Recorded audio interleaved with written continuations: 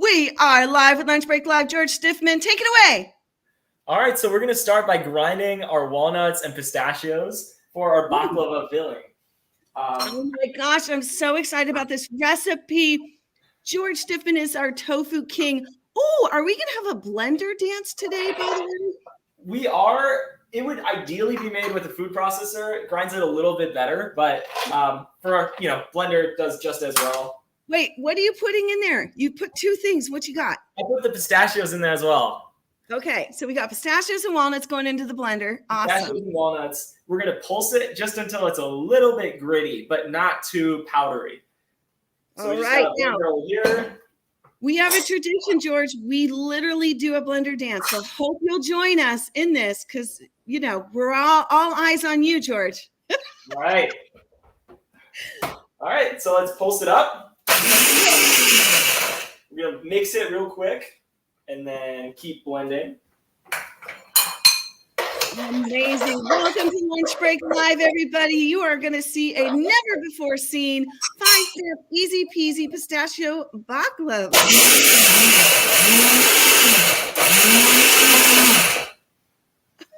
All right. This is the beauty of the Vitamix. It absolutely obliterates everything. So we have this ground up nuts, and we're going to mix this with cinnamon and a little bit of salt. That's going to be for our filling. You can also use pumpkin spice if you prefer, but I like the cinnamon better. Cool. Now, I just want everybody to know, those of you that are out here watching with us, George is a tofu recipe creator. He really is. You go onto his Instagram, you will not believe the amazing creations that he makes with tofu. And he learned how to do this when he was in China. And we're going to hear more about that in a minute. Okay, so we're grounding things up. Back to you. All right. Paige is really sweet. But here we are. We got our nuts all ground up. We're going to add in a little bit of cinnamon. Just sprinkle that in there and mix that up. There's already a little bit of salt in the pistachio, so I'm not going to add more. But if you're using raw pistachios or, unseasoned, then you can add just a little bit of salt. All right, so next we're going to fill the actual baklava. And the way we're going to layer it is not with the standard phyllo pastry crust, but with an actual type of tofu that is really popular in certain areas of China. It's called yuba or tofu skin, and it's amazing because it's ultra high in protein, has like an interesting texture. It's ultra thin. So we're going to be using some of this. All right. This particular type of yuba is only available in Los Angeles. I haven't seen it anywhere else in California or New York, but there are a couple grocery stores here that carry it. Okay. Well, it doesn't hurt to try your local. We are global, so you never know who's watching, where they're living, and what what they have access to. So very cool. Look at this. Whoa, I wouldn't even know what to do with that. That looks like a mat I would put in my car to keep the sun away. What is going on? Whoa. This stuff is really interesting in that most tofu is made by taking soy milk and then curdling the proteins in the soy milk. You bind them together with a little bit of acid or salt. And then those are the tofu curds that you press into the block.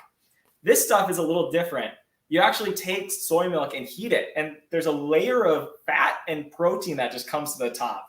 It's really rich and flavorful, and this particular variety is ultra, ultra, ultra thin.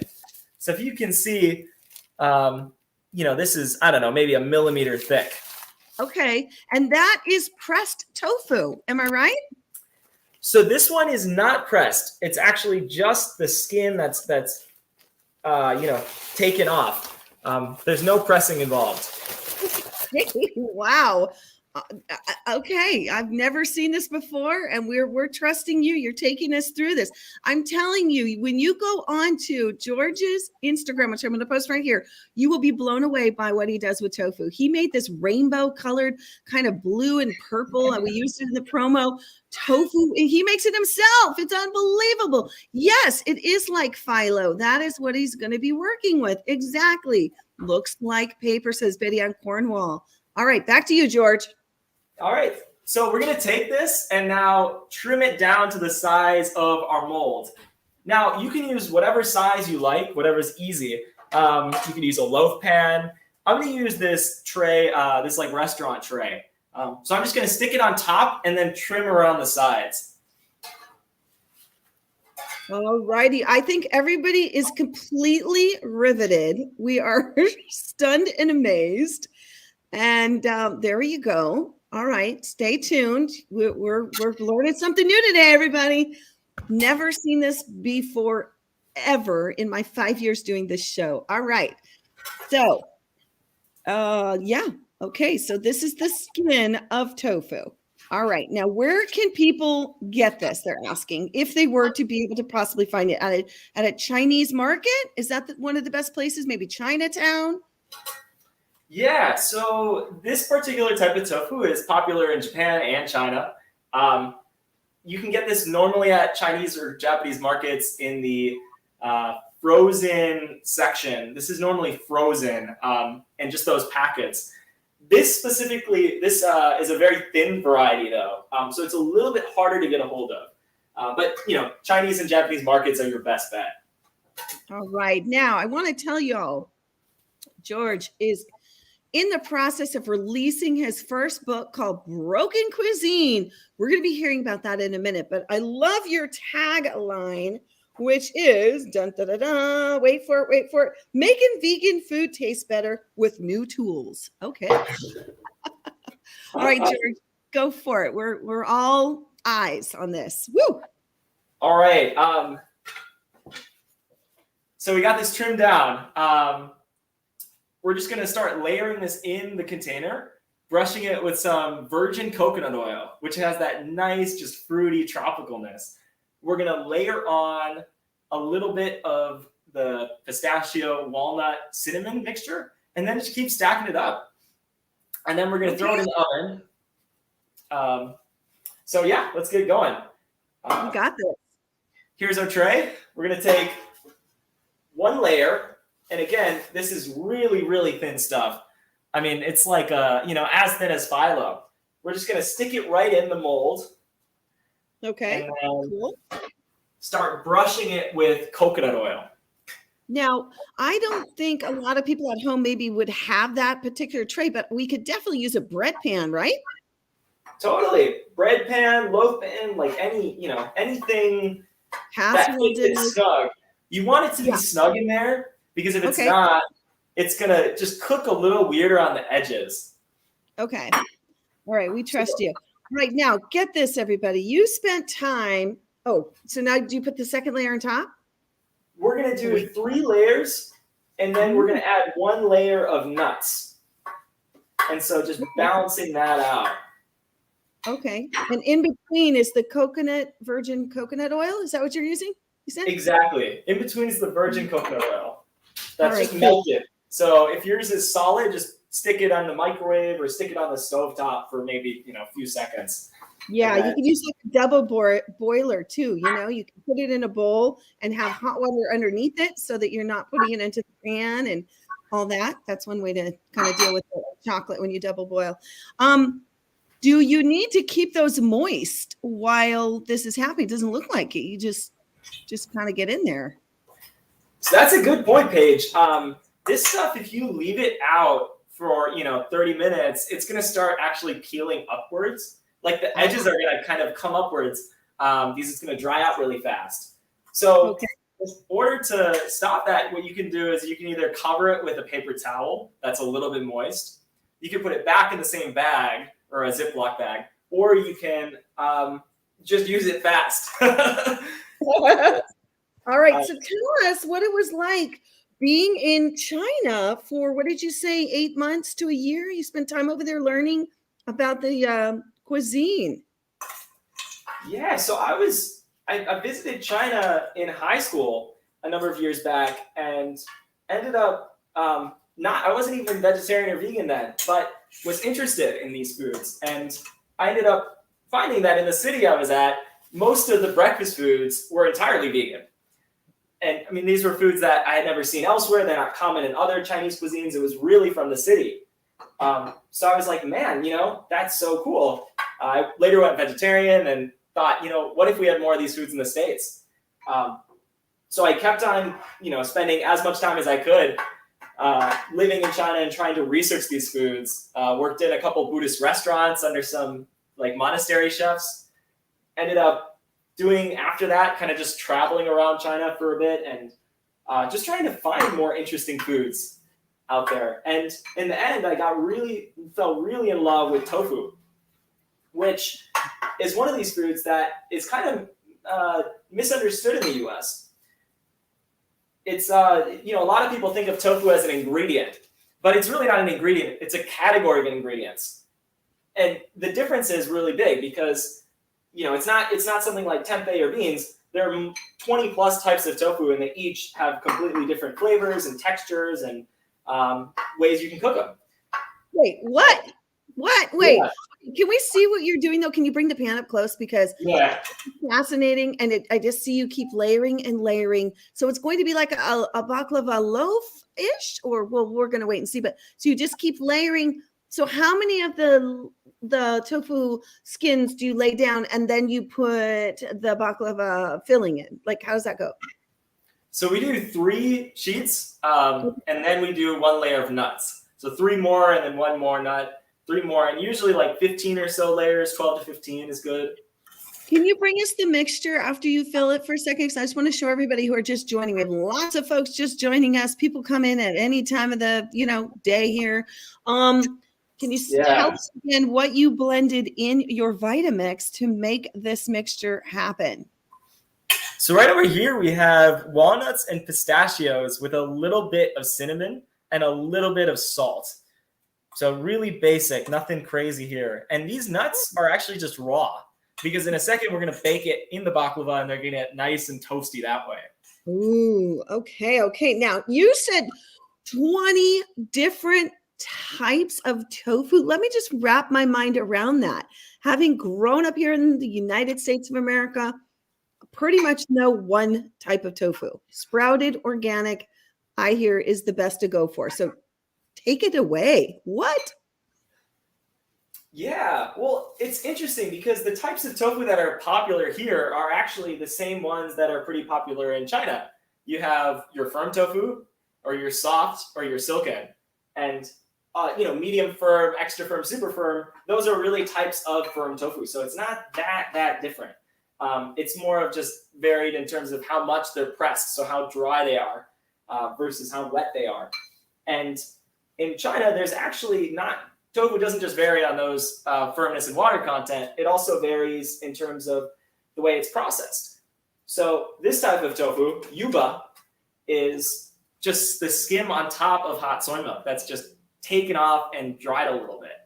So it's really high protein, it's really rich and beany, but it's not made similarly. And there are other types of tofu that are fermented into something like a Chinese-style cheese. Really delicious. There are types that are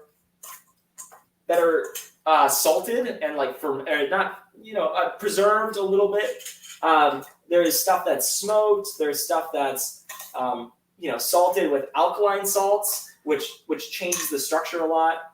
And most of those there are probably about 20-ish soy-based tofus. I mean, there's even more that are not soy-based. So I have some more in the kitchen. If you want, I can bring some out and share. Okay. We'll get to that. This is unbelievable. So how many layers are you laying in this particular pan? And Tom wants to know, can you use a lasagna pan for this? Yeah. No, lasagna pan would work great. As long as the yuba fits the pan pretty well. You want it to be pretty snug. All right. Now, we also have a question about honey because, as vegans, we don't use honey. So what do you sub for, traditional baklava does use, I believe, a honey. So what are your thoughts on that to keep that sweetness? So what we're using today is a maple syrup, and that's going to be mixed with simple syrup to get nice sweetness, a little bit of that flavor, but nothing too overpowering. Okay. And just a reminder, Betty Ann's wondering, are you using just water? What is it that you're using to keep it between the layers? Tell us again. Between the layers, we're using virgin coconut oil. And, so again, you have, in I guess, baklava that has honey, you have a little bit of other sources of flavor. We want to just make sure we're not missing anything. And the coconut really adds. We really like that flavor. I just love how you've turned your studies into your passion. Again, y'all, head over to his Instagram and you're going to be blown away by the tofu aspects. Now, as you're finishing this piece up, I want to talk about your cutting edge book that's coming out, the Vegan Cuisine Creation. Learn how to use 5 new varieties of tofu through 40 first of their kind recipes, y'all. Build captivating new foods via your ingredients' innate strengths. Wow, that's powerful. Why tofu hasn't taken off in the States, but it will soon. Okay. Woo! So tell us the name of the book and anything you want us to know about it. Boom, all yours. Sure. And just before, real quick, we're done stacking. So I'm going to put this in the oven. Okay. And so I have one that's already finished just because baking time takes a while. Sure. I want to show what the finish looks like. Okay. We love it. Fantastic. Okay. So how long do we cook it for and at what temperature? So we're going to bake it at 350 degrees for about 45 to 55 minutes. And the range I give is a little bit, my oven's very weak, so it takes 55 minutes. But if you have a stronger oven that's convection or whatnot, 45 is plenty. You just want it to be a little bit browned on top. Very light toasted, like deeper golden, not super brown, more golden. Okay. That's what we're going for. Love it. And just also in the meantime, we're going to start preparing the syrup real quick. And that it's super simple. We have maple syrup, 2 parts maple syrup, half a cup. We're going to add in our sugar, which is 6 tablespoons, which is a little more than a quarter cup. And then we're going to add a little bit of water in there too. And then we're going to cook that till it becomes a nice thick syrup.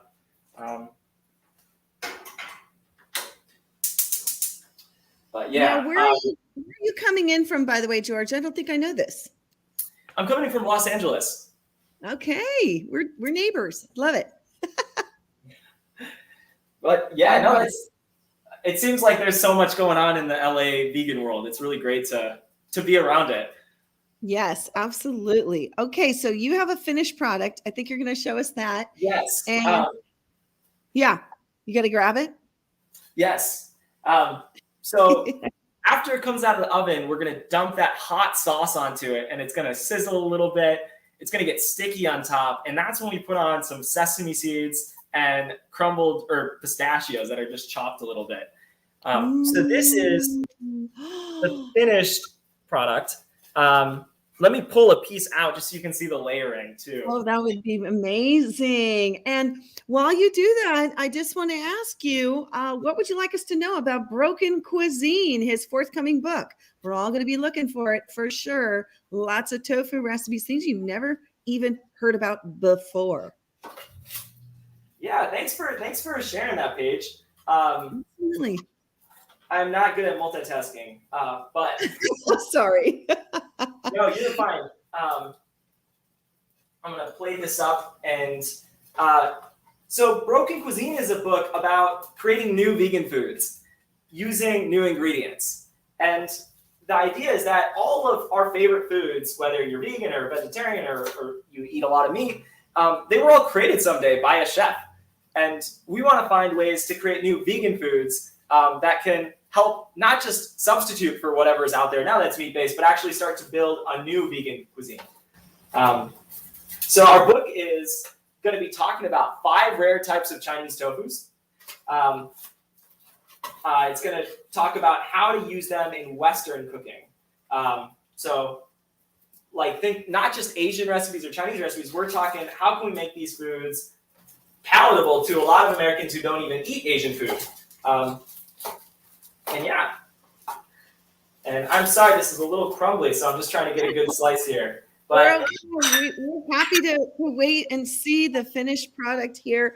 Welcome again, everybody, to Lunch Break Live. Take a look at this baklava, homemade. What? 100% vegan. That looks incredible, George. Wow. Thick and crunchy and layered and flavorful. That is just flavor bursting. Wow. Totally. And the nicest part about this pistachio or this yuba baklava is that it actually holds its crunch really well. So you can have this in, at room temperature, or you put it in your fridge for a few days and reheat it. It's not going to get soggy. So it's like a really nice thing to, just have there whenever you need it. Amazing. Wow. Well, I mean, Betty Ann and Tom and Tina and all the folks that are watching in here are just blown away. They're so thrilled. And oh my goodness, y'all, thank you for watching. Share this out with your friends. Tom says we need some Greek coffee to go with this. Sounds good right now. Pretty tasty, right, George?